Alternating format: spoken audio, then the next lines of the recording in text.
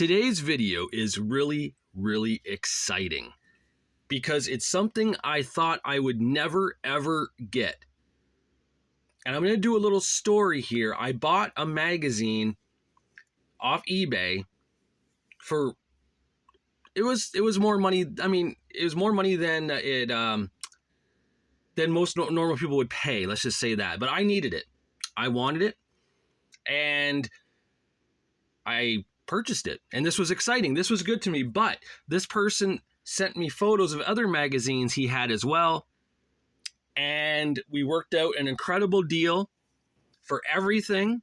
And they're in today. And I'm going to show you all of them here on this episode of Jammer's Wrestling Magazine Collection, because this is one heck of an awesome haul of magazines.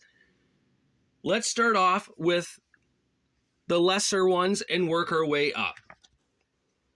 In this lot, I ended up with another Survivor Series 87. That's okay. That's all right. I already got one, but that's fine. It also came with Survivor Series 88 program, Survivor Series 89 program, and Survivor Series 90 program. So right there, let me fix this camera a bit. We got 3 Survivor Series programs I do not own yet, plus the 87 one, which I already do, but that's okay. Because these run roughly, I would say, probably close to $50 each on the Canadian eBay. And that's being generous. Sometimes I've seen them higher, sometimes lower. It all depends, but I'm going to say an average, you're looking at spending $50 for a pay-per-view program on the Canadian eBay. That's all right. That is cool. I'm content with that. I'm going to try to find 91 and 92 and 93 if I can. I don't know how easily that will be because I really don't know. I don't see them often, if ever at all. But I'm happy that I have the first 4 Survivor Series ones. Those were some really good Survivor Series events too, right? Like, look, 1990 is one of my favorite ones just because of the elimination at the end where all the winners go into the elimination. Now, that's pretty good, right? You have to admit, that's a good little haul there. It gets better, friends. It gets better because the WrestleMania 8 program, which is amazing. WrestleMania 7, Stars and Stripes Forever, the Sarge and the Hulkster. And this is one that I was excited about, WrestleMania 6. Hogan and Warrior. That is an awesome cover of them with the titles, hyping up the Ultimate Challenge. April 1st, 1990, Skydome, Toronto, Ontario, Canada. That was huge for us Canadians at the time. To have a WrestleMania in Canada, that was incredible. And what a main event we got. Warrior and Hogan, title for title. Now, you got to admit, that's pretty good, right? I already have the programs for WrestleMania 4 and 5 in my collection. So it doesn't matter if I didn't get them again, but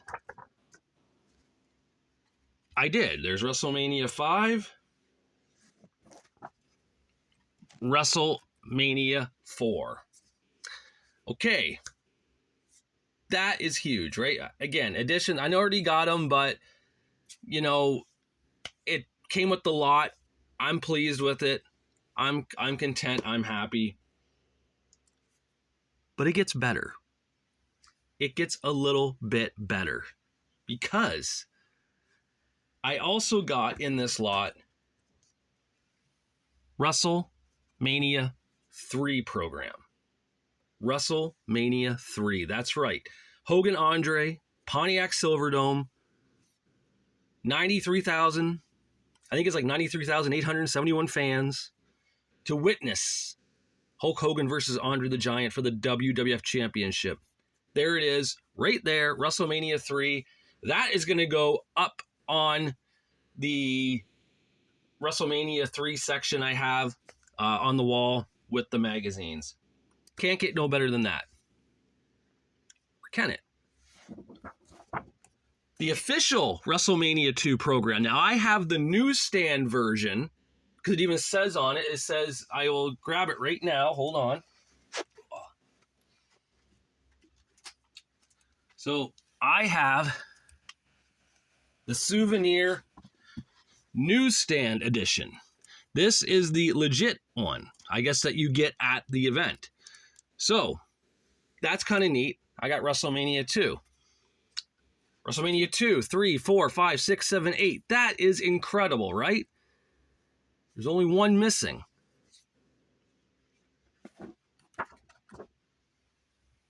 WrestleMania 1 program. Never in a million years would I think I would ever have that in my collection. The WrestleMania 1 program. I've seen it on eBay go for like $250. That was the price, and it sold for that. I saw it with my own eyes because I remember seeing it was on there, and then I noticed it wasn't. I went to sold listings, and someone bought it for $250. I've seen WrestleMania 3 sell for $150 at times. Okay, so I got all these for a very, very generous price. I'm not going to say the price, but let me just say this.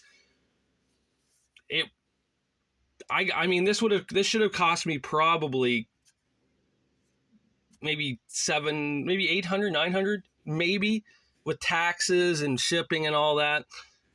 I got it for way less than that. And I mean way less. And on top of that, I got the very magazine that I set out to buy originally in all of this. And here it is, ladies and gentlemen. I now officially own the first ever WWF magazine, World Wrestling Federation's Victory.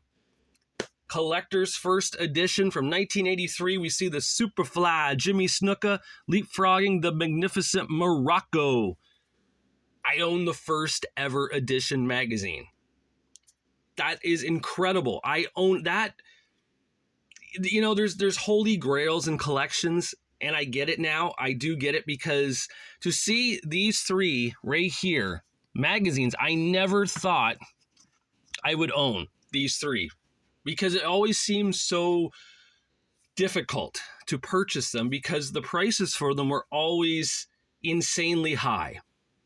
And I'm not saying they're not worth those prices. Maybe they are. There's no official price guide for wrestling magazines, nor should there be. They're wrestling magazines. They're programs. They're old pieces of paper that most of the times have gotten thrown out over the years, or were pinned up on walls, or posters were ripped out, or they were cut up for school projects, or whatever you have with these. They're pretty much technically, in the naked eye, worthless, because they're magazines. No one wants magazines. No one keeps magazines. People buy them to read them, to throw them out. They've done it for years, right? 50 years even. I mean, that's the whole point of magazines. But somehow, us wrestling fans got into thinking maybe we should keep the wrestling magazines, not throw them out, add them. They're almost like a comic book. Keep them in the collection. Keep building them up. And then over time, some of these became extremely either rare or sought after, or just went online one time at a ridiculous price and people thought that's how much they were and they went with it. But I will say this, the person who sold all these to me, a very, very, very generous price. I'm not going to say what it was, because let me just say this. You know, I've always been kind of judgmental about eBay prices, and how I thought people were kind of selling things for way too much. This guy didn't do that to me. He was fair. He was awesome. And I have much respect for this dude. I don't know why he chose to do this for me at such the price he did. These are all legit. Nothing's missing out of them. It's just incredible. It is so incredible. I don't even know anymore. It's just, I never thought I would have these in my collection. And I don't know. I'm a little bit lost for words right now with it, because it's bizarre to think that I actually have these. Because I always saw them, you know, in people's collections or online to buy, and I thought I'm never going to get them. And here they are. So while we're at it, let's take a look. Let's take a look at the first ever WWF magazine.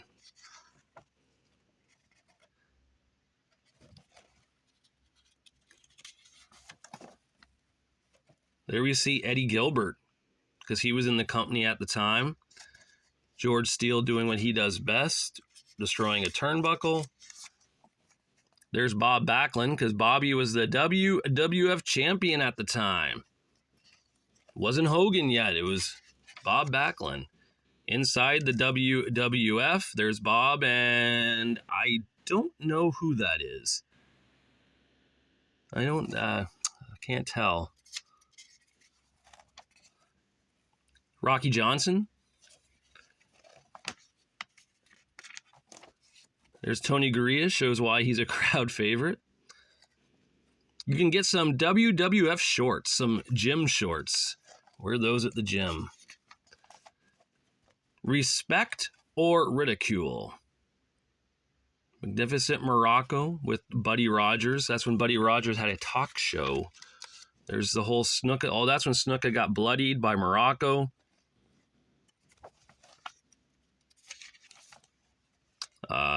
WWF t-shirts, a Magnificent Morocco t-shirt.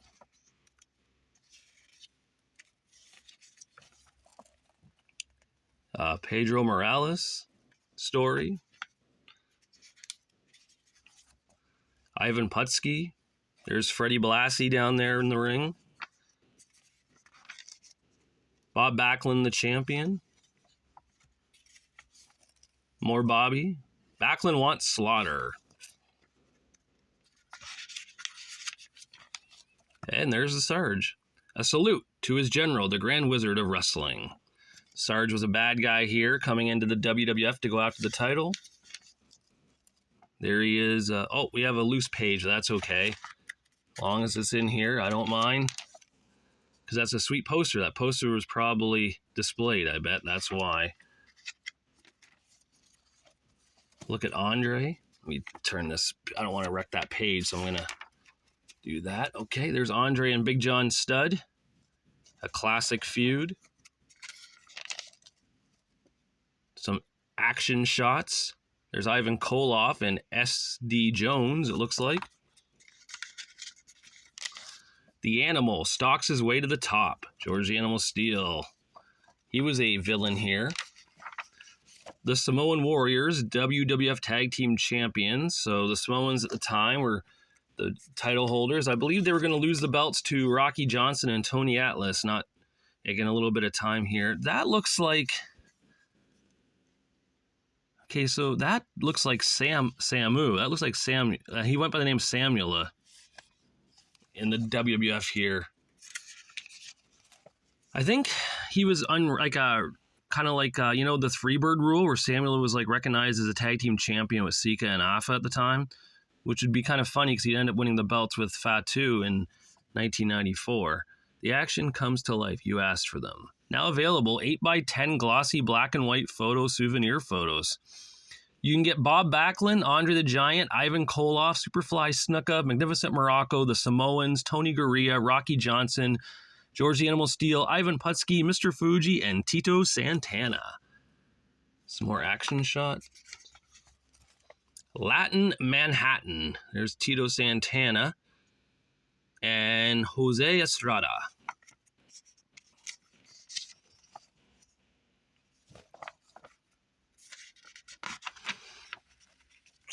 Where did Lou Albano go wrong? Captain Lou.